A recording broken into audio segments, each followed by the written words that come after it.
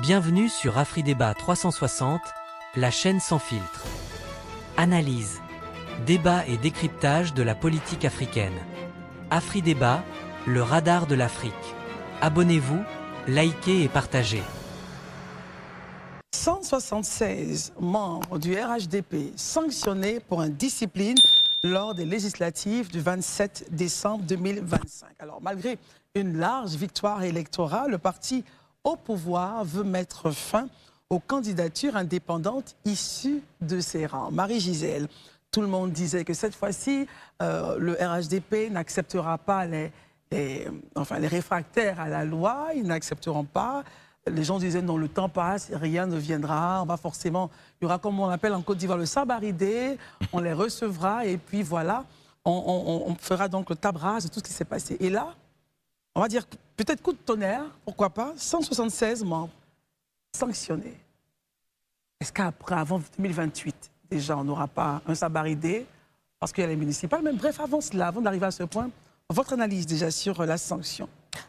Christelle, au lieu du sabaridés, on a plutôt le grand ménage, pourrait-on dire, au RHDP. Mais c'est justement, je pense, en prévision des joutes de 2028 que le grand ménage se fait. Vous remarquerez que n'ont pas été sanctionnés ou bien ne sont pas passibles de sanctions que les élus qui siègent aujourd'hui à l'Assemblée nationale, mais tous ceux qui ont candidaté. Pourquoi? Parce qu'il faut éteindre les velléités dès maintenant. Maintenant, voilà, il faut, bien sûr, il y a la nécessité de sanctionner ceux qui ont été fautifs aujourd'hui, mais ceux qui voudraient l'être en 2028, n'est-ce pas? Donc, le RHDP prévient, et en Côte d'Ivoire, ça s'appelle, à bon entendeur, salut. Salut. Alors, docteur Barry, en même temps qu'on sanctionne pour dire aux autres qui pourraient être tentés d'avoir justement ces velléités-là, il y a quand même une échéance intéressante, 2028, et on aura besoin forcément de ces bastions-là que ces personnes représentent. Comment est-ce qu'ils arriveront justement à non seulement appliquer la sanction, mais à ne pas perdre les bastions, docteur Barry? Bon, Christelle, je pense déjà que le RHDP n'a pas radié ces militants-là. Ils ont juste pris une sanction à leur endroit. Ce qui veut dire qu'il y a une ouverture à côté, on leur laisse une porte de retour. Je pense que pour un parti politique sérieux, c'est quand même, à un moment donné, il faut siffler la récréation. Parce que depuis 2012, à chaque élection législative, chaque élection municipale, ce sont les mêmes réalités qu'on retrouve. Donc, c'est bien aussi de sanctionner, mais il ne faut pas occulter d'interroger l'origine de la multitude des candidatures qui outrepassent la décision du parti.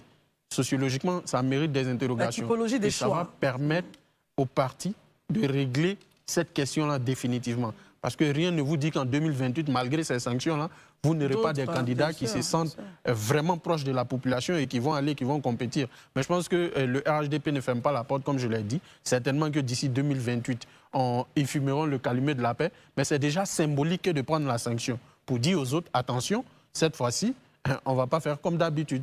Même si après, les choses peuvent changer parce que les partis politiques ne sont pas statiques.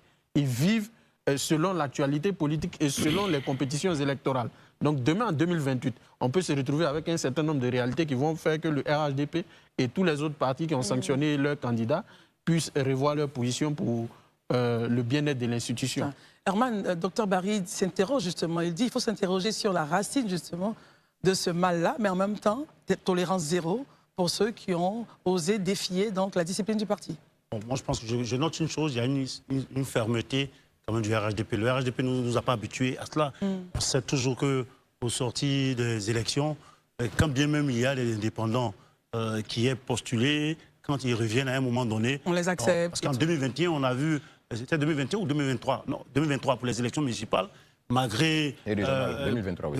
Municipales et régionales. Oui, c'est ça. Malgré oui, on les a vu revenir. le fait d'avoir enregistré beaucoup de militants qui ont... On a vu la bataille au niveau de Koumassi même. On a cru que ça allait avoir une certaine implosion, mais finalement, ils ont été réadmis au sein de leurs différentes bases et responsabilités. Mais cette fois-ci, depuis le début, je crois que le président du parti, le président Ouattara, avait dit, cette fermeté, il n'avait pas besoin des militants, des indépendants qui sont allés, quand bien même ceux qui ont eu, il n'a pas ouvert la porte à ce qu'ils viennent renforcer cette majorité à l'Assemblée nationale que déjà le RHDP a. Donc finalement, ceux qui sont partis, ils ont constaté, ils sont restés de côté. Ils ne peuvent pas dire qu'ils vont rentrer dans d'autres groupes parlementaires, mais ils ne sont pas acceptés dans leur famille politique, ils sont restés là. Donc cette fermeté-là, on l'a perçue là. Donc c'est sûr qu'il allait sanctionner. Mais effectivement, il y a des endroits, peut-être d'autres par calcul, mais des endroits où on a vu que les candidats indépendants, qui étaient face même à des candidats RHDP, sont allés vraiment à la vraie bataille contre le RHDP. Donc lorsque vous brisez certaines, certaines règles en interne où vous attaquez, et vous attaquez aussi l'institution qui est finalement votre formation politique, parce que vous avez l'intérêt de battre le candidat du RHDP en face de vous, n'attendez pas à ce qu'on vous réintègre, puisque vous avez aidé quand même dans la localité donnée, la circonscription, à détruire l'image, si on peut dire... à fragiliser le parti. Donc moi, je ne suis pas étonné. C'est ce qu'il faut faire, parce que lorsqu'on tolère et que par plusieurs fois, on assiste à des transhumances politiques, les gens peuvent se balader d'une formation politique à une autre, ou bien d'une couleur à une autre, sans être inquiétés. Et cela n'augure pas, je pense, d'une scène politique. Afri-Débat, le radar de l'Afrique. Mais en même temps, Élysée, des questions profondes se présentent à nous. Je reviens sur la typologie des choix. En même temps, quand on pense la base, comment réagirait la base? Et puis maintenant, cette tolérance zéro, est-ce que vous vous attendiez à cela, Élysée? On ne nous avait pas habitués à ça. Donc, ça nous surprend un peu, nous tous. Mais je pense que ce qui est normal de faire dans un parti, la discipline fait partie des règles dans un parti. Si on ne peut pas être discipliné dans un parti, ça veut dire donc on ne peut pas accompagner l'action commune. Et ça, déjà, pour un parti politique, c'est quelque chose qu'il faut éviter au maximum. Donc, c'est déjà bien. Mais je pense même que le nombre de personnes à sanctionner va peut-être augmenter, hein, pourrait peut-être augmenter. Pourquoi? Pour la simple et unique raison que le directoire a décidé, a instruit donc le secrétariat exécutif de diligenter des investigations pour une information précise du parti sur les supposés militants candidats indépendants, sur les supposés, les financiers. Les supposés financiers des candidats indépendants. Qui seraient en interne. Voilà. Donc, il l'aurait, parce qu'il se suffit que des cadres pourraient financer d'autres candidats contre les candidats du parti. Donc, on a instruit le secrétariat de mener ces investigations et de donner les résultats. C'est aussi, si éventuellement il avait été, certains sont incriminés, il a été trouvé coupable, il a été établi, effectivement, comme vous le dites, que certaines personnes ont financé ces candidatures, pourraient donc être aussi sanctionné. Donc, le lot de sanctions-là pourrait éventuellement augmenter s'il y a des gens qui sont dans ce cas de figure-là. Mais moi, quand je finis de dire tout ça, je suis d'accord que la discipline, c'est quelque chose de très essentiel et existentiel pour un parti. Ça, on ne peut pas vraiment tergiverser là-dessus. Mais en même temps aussi, je pense que tout ça doit amener le parti à se questionner. Pourquoi à un moment donné, on assiste à une pléthore de personnes qui décident d'être indépendants en dépit du fait qu'on soit C'est justement la question que je pose. Oui. Donc ça veut dire que quelque part, est-ce que ce que nous-mêmes on fait, le processus-là, il est tellement crédible, il est tellement fiable, tu vois, qu'on pense qu'il ne devrait pas avoir assez de candidatures indépendantes en réalité. Est-ce qu'on ne peut pas se questionner sur nous-mêmes notre processus? Est-ce que le processus n'est peut-être pas aussi un peu opaque? Ou bien du choix des candidats. C'est du choix des candidats, c'est ce que je dis. Est-ce que ce processus-là ne mérite pas quelque part d'être rigoureusement examiner pour voir comment est-ce qu'on peut en sortir des éléments qui peuvent laisser croire qu'il y a éventuellement de l'arbitraire qui est fait. Donc ça aussi, c'est quelque chose qui peut interroger la direction du parti. C'est important de se... On ne dit pas juste qu'on sanctionne les indisciplinés, on sanctionne les indisciplinés, mais on se pose une question. D'où vient-il qu'on a quand même un nombre important d'indépendants? Est-ce que vous pensez que c'est justement cette question à l'agenda, Élysée? Ça devrait être à l'agenda. Si vraiment la volonté du parti, c'est d'aller loin, ça devrait être à l'agenda. Et de se poser aussi la question, c'est éventuellement, c'est pourquoi il y a beaucoup d'indépendants, et puis pourquoi aussi beaucoup d'indépendants ont gagné face à nos candidats. Il y a quelque chose, il y a une interrogation à se poser là. Voilà, donc moi je pense que tout ça, c'est à mettre dans le panier, pas juste dire qu'on sanctionne pour sanctionner. Bon, je pense que le communiqué, il est fait pour nous autres qui ne sommes pas dans le secret des dieux, pour qu'on sache ce qui s'est passé, mais ils passent dans le secret des dieux, certainement ils se posent ces questions-là et ils y travaillent. Parce que si tant est que, comme je l'ai dit, leur volonté, c'est de durer sur du long terme, ils sont obligés non seulement de faire ce diagnostic, mais d'aller à fond et donc de s'interroger, se poser ces bonnes questions-là. Et on va suivre donc cette tolérance zéro initiée par le parti au pouvoir, le RHDP, d'abord pour avoir la liste des sanctionnés, et puis le next step. Oui, il y a un aspect quand même de toutes les décisions, c'est vrai qu'on ne voulait pas les sanctions, qui m'intéressait. Le point 3, le soutien, le RHDP qui décide de la mise en place d'une aide exceptionnelle pour les députés suppléants de leur parti. On en fera un gros chapitre. Je pense que c'est très très important. Pour demain. Il faudrait que ça inspire les autres partis politiques. On en fera un très gros chapitre, monsieur, pour demain. C'est à dessein que je l'ai laissé, oui.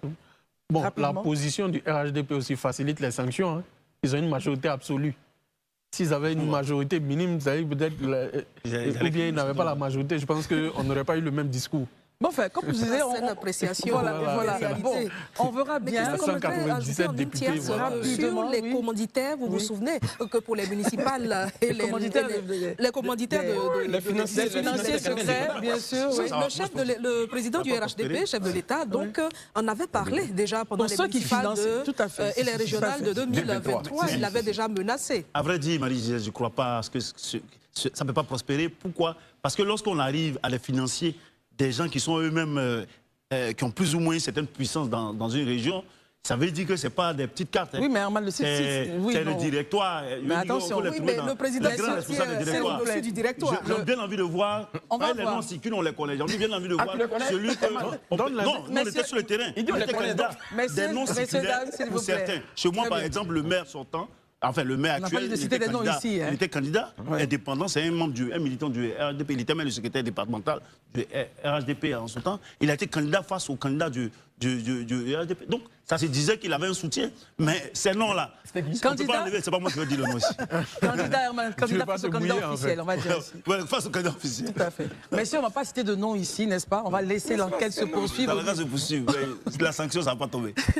Non, ça, on verra bien. On verra bien. Et puis, demain, on pourra regarder donc, le point du soutien apporté aux députés suppléants. C'est très important. On pourrait en faire un point demain. Merci beaucoup, messieurs. Merci de nous avoir suivis. N'oubliez pas de vous abonner, de liker et de partager pour ne rien manquer de nos prochaines vidéos. AfriDébat, le radar de l'Afrique.